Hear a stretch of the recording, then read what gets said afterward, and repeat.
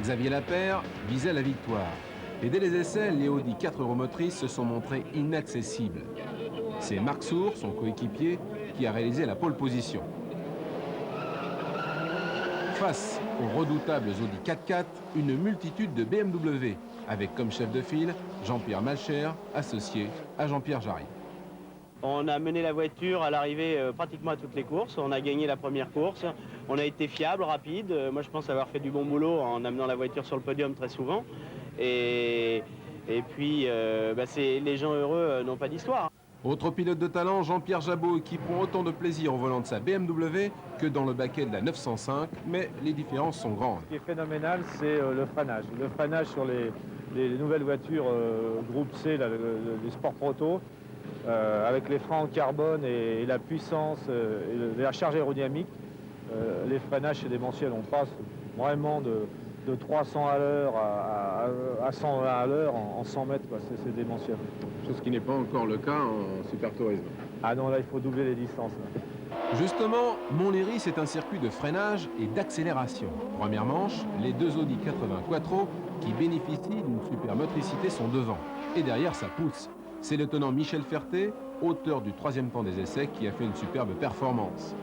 Histoire d'agrémenter un revêtement déjà très inégal, la Camaro de Gérard Faber allait vidanger au virage des deux ponts.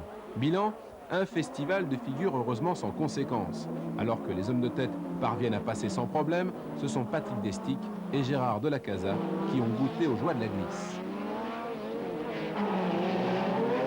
Et devant, bien aidés par leur motricité, les deux Audi se sont imposés. Marc Sour laissant au final passer la paire. C'est Michel Ferté qui termine troisième. C'est sympa entre le Hooks, on a l'impression effectivement de temps en temps d'être un peu à Bercy. Mais enfin, ça a un côté aussi très sympa. Et puis bon, ça oblige tous les mécaniciens et tout le monde à se creuser la tête parce qu'il y avait beaucoup de problèmes de suspension. La paire vainqueur, objectif atteint, restait à concrétiser dans la deuxième manche. Ultime vérification, petit clin d'œil et c'est reparti pour la deuxième manche. Deuxième départ, même scénario. La démonstration Audi allait reprendre de plus belle. Mais pas de chance pour Xavier Lapeyre, un moteur fatigué n'allait pas lui permettre de jouer sa place. Marc Sour s'envolait vers la victoire. Décidément, le circuit de l'Inas Montlhéry convient parfaitement aux Audi. Le plus indéniable, les 4 roues motrices. Deuxième, Michel Ferté a fait le spectacle. Un championnat de supertourisme qui vit sa deuxième saison et semble de plus en plus affûté. Les voitures sont performantes et le plateau relevé. Les Audi ont dominé, les BMW ont confirmé. En terminant 2 fois 4e, Jabouille et Guitny montent finalement sur la 3e marche du podium. En terminant 1 fois 3e et 1 fois 2nd, Michel Ferté empoche le titre de vice-champion. Mais on en veut toujours plus, Michel. Je finis à son cul, je finis à 2 secondes, voyons, au début. J'ai fini tout à l'heure, c'est lui qui était devant moi. Marc, il finit à 10 secondes. Oui, mais la paire, il était à combien? C'est la paire qui était devant. C'est la paire qui était devant, s'il y avait Marc qui était devant. Tu vas pas te plaindre. Montlhéry, c'était aussi la dernière manche de la Coupe de France Peugeot 309. Vous êtes aux commandes de la numéro 77. Moteur turbo qui délivre 190 chevaux, traction avant, c'est chaud. Avec Michel Ferté, nous nous sommes disputés la place de caméraman le plus rapide de France.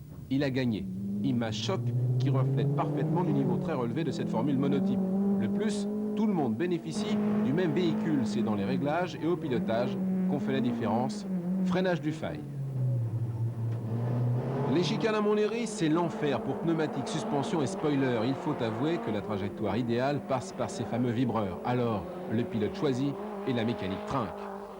Cette dernière manche allait permettre à Jean Lallier de décrocher enfin le titre tant convoité. À Montlhéry, le Parisien s'est contenté d'une 2e place derrière Bourdet pour décrocher ce titre de champion de France. Moi, aujourd'hui, c'était vraiment une affaire de copain parce que Jean, à qui j'avais rendu service, me l'a bien rendu aujourd'hui. Au Mans, il m'avait remercié sur le podium parce que je l'avais aidé à s'échapper. Aujourd'hui, il m'a rendu la monnaie. En Formule Ford, des petits jeunes qui en veulent aux commandes de vraies monoplaces. 3 ans après sa dernière victoire, Frédéric Lenoir l'a emporté. On appelle cela des sports proto. Il serait plus judicieux d'appeler ça la coupe Alfa Romeo. Grand chelem et titre pour Gérard Dillman, 6 victoires en 6 courses.